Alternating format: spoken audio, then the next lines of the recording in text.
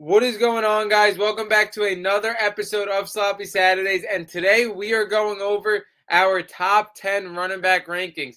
Now, we are getting into our position rankings as the season's coming along. Like I said, we're 2 weeks out of the college football season. But you guys might be asking after you saw my top 5 wide receiver rankings, why are you going from top 5 to top 10 for different positions? And I'll explain that for you guys. For my top 5 wide receiver list, I did a top 5 video because I believe there is 5 extremely elite wide receivers in the country that I could make a top 5 list.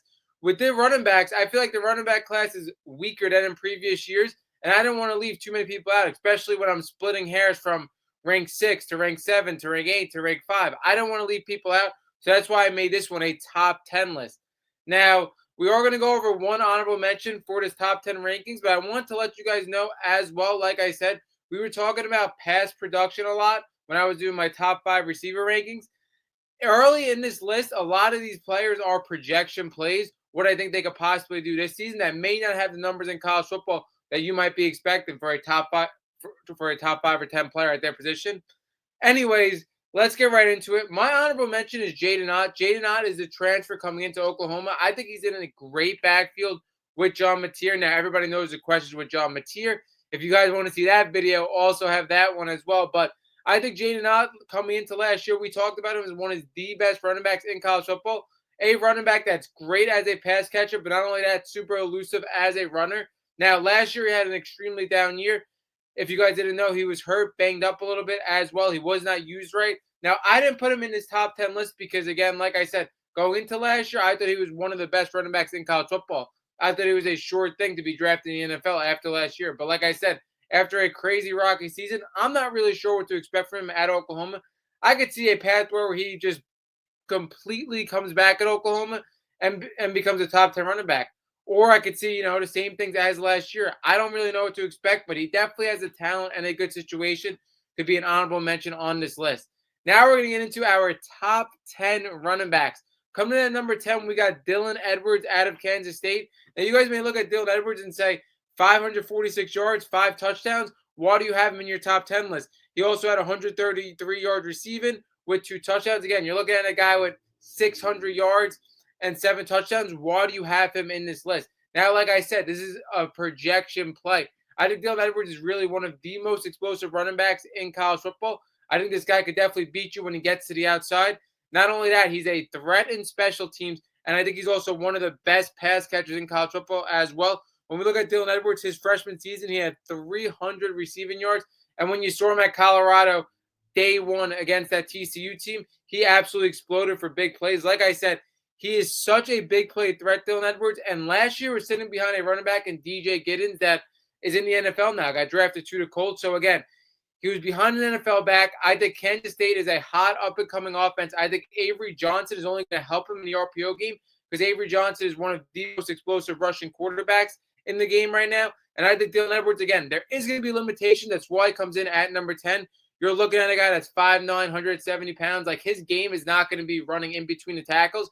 But when we see big playability, I can make a list top 5 to top 10 big play threats in college football, and Dylan Edwards would be on it. He's super explosive, and I think he's going to be one of the best pass catchers, safety blankets for Avery Johnson as well. I love him as a projection play at 10.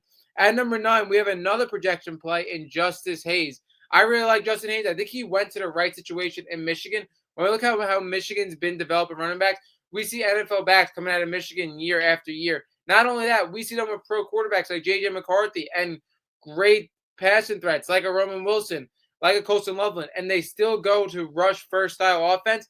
Justice Hayes leaving Alabama, going to Michigan, I personally love it. He was behind Jam Miller there, but I think Justice Hayes is a guy that could beat you in between the tackles, and he could also receive as well. I think he's going to be the lead back at Michigan, but not only that, I think he's going to be arguably the biggest threat on this Michigan team and get a lot of work as well as Bryce Underwood is settling into college football. So I think he's in the premier situation. He's going to a rush first style offense that also caters to him having a true freshman quarterback playing. So I think he's going to get as much work as he could possibly get. I think he's going to get the best development there. And I think, again, you're looking at a guy with 400 yards last year. Again, this is a projection play. I personally love it. I think Justin Hayes went in the complete right situation. I think he's going to absolutely explode. Again, projection play could be wrong, but I absolutely love the situation that he put himself in. At number 8, we are going with Isaac Brown. I really liked Isaac Brown last year. When we look at production on this list, Isaac Brown is at the top of production. He had 1,173 yards rushing with 11 touchdowns. Now, my biggest threat with Isaac Brown as a bell cow, my biggest knock, I guess, is the receiving. He only had 152 yards receiving and 1 touchdown. Now, again, I expect him to really thrive in between the tackles. I don't expect him to be that great of a receiving threat. That's why I had to bounce a little lower to 8. But a guy with this much production last year and a weak running back college football rankings this year, he definitely has to be on here. Again, not my favorite play on the list. I do think, again, you could see 1,300 yards in the ACC from him for sure. I just want to see a little more of receiving work for Isaac Brown. If he could develop that into this game, again, he could eventually be a top 5 running back at the end of the year. I didn't see enough of it last year. That's why he comes in at number 8. At number 7, we have Jamal Haynes. I absolutely love Jamal Haynes because, again, very similar to Dylan Edwards and Avery Johnson. He comes in with one of the best RPO quarterbacks as well in Haynes King. Haynes King reminds a lot of people of Taysom Hill.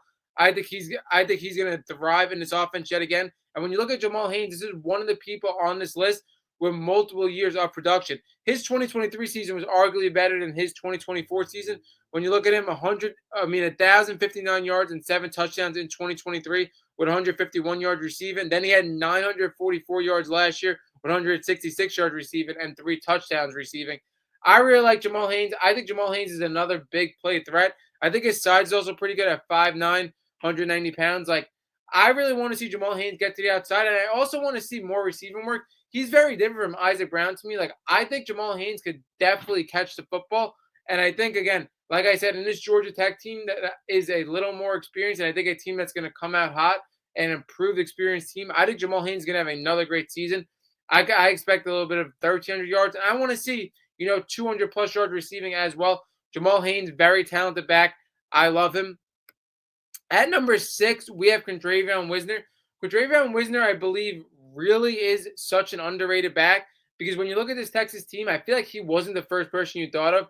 Obviously, Quinn Ewers, Arch Manning, they were both in last year. But again, you have Matthew Golden, Gunnar Helm, 2 guys that got drafted in the NFL on this offense. And again, you had Ryan Wingo, had DeAndre Moore. You definitely had people in this offense, but Quindravion Wisner had a great year, and I feel like nobody's really talking about it.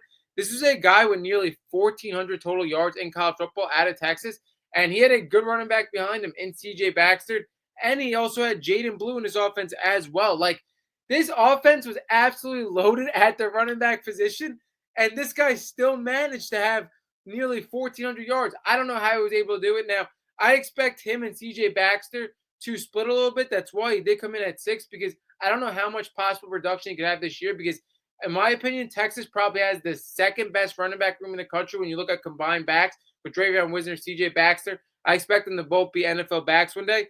But this is a guy, like I said, that could do everything. You're looking at 44 receptions, 311 yards, one of the biggest receiving threats in the country. Not only that, like I said, he could run in between the tackles as well. He's very explosive with over 1,000 yards last season. Again, in a loaded running back room where eventually those 3 backs are going to be in the NFL. I think Dravion Wisner is definitely going to be the lead back for Texas. I think Texas running back room is something people aren't talking about. I think it's super underrated. Like I said, I think they have 2 NFL backs with him and C.J. Baxter. I think they should definitely predicate the run with Arch Manning having more rushing ability than everybody originally thought. But Quindravion Wisner, again, super underrated. 4.7 yards per carry last year, and then 7.1 average on receiving as well. Really like Quindravion Wisner. Feel like he's super underrated. He comes in at 6, though, because like I said, he's not the only person in his backfield. So I think C.J. Baxter definitely gets some work. A guy that could have been an honorable mention on this list as well. At number 5, we have truly one of my favorite players in college football to watch last year. A guy that I believe is super under the radar and a guy I think that you guys should be focusing on this season. I think he's one of the most fun players to watch, one of the most unique skill sets in college football. And I believe he reminds me a lot of Darren Sproles. If you guys know how much fun Darren Sproles was to watch, this guy reminds me exactly like him. Desmond Reed. I absolutely love Desmond Reed. I think Desmond Reed really took a hold of this offense last year, especially when Pittsburgh went on that win streak. When Eli Holstein was named the starter, again, Desmond Reed was made sure to be the safety blanket for him and to be the offense, the person's offense is ran through. Very similar to Dylan Sampson. I believe Desmond Reed got a lot of work last year. This is a guy that's a true threat as a pass catcher, a guy that you could line up as a receiver. In my opinion, out of anybody on this list, he is by far the best pass catching back in college football. When we look at him last year, 52 receptions for 579 yards and 4 touchdowns. Like I said, a guy you could line up anywhere. He also had 966 yards rushing and 5 touchdowns. A huge, big play threat guy. Now, again, the only reason he comes in at 5 and not higher, very similar to Dylan Edwards. These are two very similar players. 5'8", 175 pounds. Again, he is going to have limitations to his game, not going to thrive in between the tackles. But like I said, this guy is the best pass catcher at the position. When you saw 52 receptions out of him, a guy that could line up as a receiver, again, reminds me so much of Darren Sproles. Do I expect him to get a little less production, maybe a little less carries, a little less work? Yes, because I believe Eli Holstein development into year 1 to year 2, more to weight is definitely going to be on him. But Desmond Reed, again, one of the most fun players to watch, a guy that took complete hold of his offense last year, a guy that's such a threat in the pass catching game. I think he's by far the best pass catching back in college football. Desmond Reed comes in at number 5. At number 4, we have Kaytron Allen. Now, this Penn State running back room is kind of weird, kind of sticky because you have two NFL backs that I am personally a little shocked they didn't come out last year. But we saw what Penn State did. It seems like a lot of those players really got together and said, we want to go one more year for a national championship. And this is why I believe they are the best team in the country. They have two NFL backs in their backfield, two guys that we thought were NFL backs a couple of years ago, still playing for them. Kaytron Allen comes in at number 4. Obviously, he can't come in any higher because he's the second back in his offense. But again, you're looking at comparing person to person. He could really compare with anybody in front of him. Kaytron Allen's an absolute stud. When we look at him as the second back in this offense, he had 1,000 yards and 8 touchdowns. Now, he isn't really the pass catching back for this team as well, but he did also have 153 receiving yards as well. Like, he can catch out of the backfield, but again, that's not really his game. He comes in for Nick Singleton as that defense is tired and runs it up the gut. I think he's one of the best in between the tackle runners in college football. I had to put him at 4 because, again, he is the second running back in this offense, but I really do expect Penn State to put both of them on the field a lot more this season. Again, you have two guys that literally could be in the NFL right now as both of your running backs. I absolutely love it. As a senior, Kaytron Allen, I expect, 1,200 yards, and I expect maybe a little more receiving yards as well. It is going to be tough because I do feel like Penn State has their best receiving core with these two guys. Since these two guys have been running backs, I think they have their best receiving core, so they should be passing it a little more as well. Again, had to put him at number 4 because he is the number 2 back in his offense, but Kaytron Allen, everybody knows, could have went to the NFL last year. At number 3, we have Mekhi Hughes. Mekhi Hughes comes in as a transfer out of Tulane. He goes to Oregon, and I think he's another guy that went to the perfect opportunity in the transfer portal. Last year at Tulane, he had 1,400 yards, 15 touchdowns. He also had 176 receiving yards with 2 touchdowns. You're looking at a guy with about 1,700 total yards last year, and I think his situation at Oregon is absolutely perfect. This is a guy that's going to be the number 1 threat on offense alongside Dante Moore because, like we said time and time again, we don't know what we could expect out of the Corian, and we also don't know who's going to step up as a pass catcher around them. With Evan Stewart being out now, this offense should really run through the RPO run game. We know how elusive Dante Moore is, and like I said with other running backs on this list, to have a quarterback that's that elusive in an RPO game is going to be very scary. Mekhi Hughes, he's going to be running under a great offensive line. He's going to be getting a lot of work, and like I said, he should be coming to an offense where he is the number 1 weapon. I absolutely love it. This is a guy very similar to other guys we have talked about in these last couple of years where I feel like he just outgrew a situation at Tulane, and now he goes to a top 10 team, and he's going to be a number 1 option on his team. I expect Mekhi Hughes to take off. Again, I do expect Jordan Whittington to be in this backfield as well, maybe at like a 25% rate, but it should be Mekhi Hughes' backfield, and he should be the number 1 weapon on his Oregon team. Absolutely love the transfer for him. It was perfect. And I think he's going to explode for Oregon, especially in an RPO with Dante Moore. At number 2, we have Nick Singleton. Nick Singleton on Penn State. He had 3 great years so far. Again, this was a guy I definitely expected him to come out his junior year. He didn't. He comes out his senior year. Again, this is one of 2 guys that I believe could be a first-round NFL talent if, again, everything goes right for him, along with my guy at number 1. But he had 1,099 yards last year rushing and 12 touchdowns. Then he also had 375 receiving yards and 5 touchdowns. Again, you're looking at a guy with 1,400 yards, 1,500 total yards almost, with a split backfield. Almost a true 50-50 backfield, 60-40 backfield. Nick Singleton, again, this Penn State offensive line is going to be great. This Penn State team, I believe, is the best team in the country. He is the guy over Kaytron Allen for me, just for what he's able to do in the receiving game. Like we said, this is a guy that could have 400 receiving yards next year. I don't know how much of an uptick he's going to get in production because, like I said, very similar to Kaytron Allen. They do have a better receiving core than last year, and I expect Drew Allen to pass the ball a little more as well. Them in a 50-50 backfield. I just hope for their sake, again, because the production isn't going to be there as a true lead back bell cow. I hope NFL scouts really see what these guys could do, and they both get drafted in the first 3 rounds. I don't want them to lose, draft stock. I mean, a 50-50 backfield, which I don't, because if Penn State's going to be added at the end, and these guys are going to be 2 stars, again, I absolutely love Nick Singleton. He's a guy that could do it all. He's one of 2 guys that really has first 2-round upside for me in next year's draft. Nick Singleton, an absolute stud. And then number 1, we said it. We talked about it yesterday. This is a guy that could definitely win the Heisman. Probably the second best pick to win the Heisman that isn't a quarterback. We have Jeremiah Love. He had 1,125 yards last year and 17 touchdowns. Then receiving, he also had 237 yards and 2 touchdowns. Jeremiah Love is a guy I expect to go in the first round of NFL draft next year. He's a guy that's going into the perfect situation this year yet again. He was the best player on offense on a national championship team last year. He's a guy that's super explosive. He's a true guy that could do everything. He's explosive, can run between the tackles, can pass catch as well. I expect even more of a workload for him this year because CJ Carr is coming in as a first-time starter. So I expect, especially in the beginning of the season, for him to have a lot of work, a lot of carries.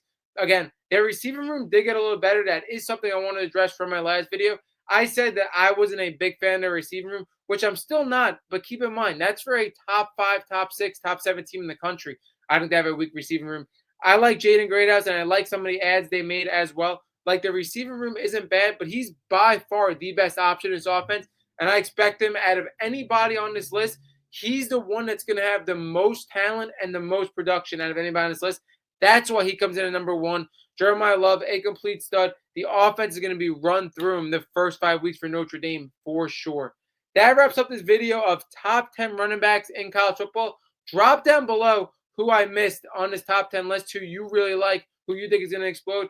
And like I said, very different from last year, a little bit of a weaker running back class in college football. But we could see people I didn't even mention explode and be one of the best running backs in college football. Drop down below who you think. That wraps up this video, and Sloppy Saturdays is out.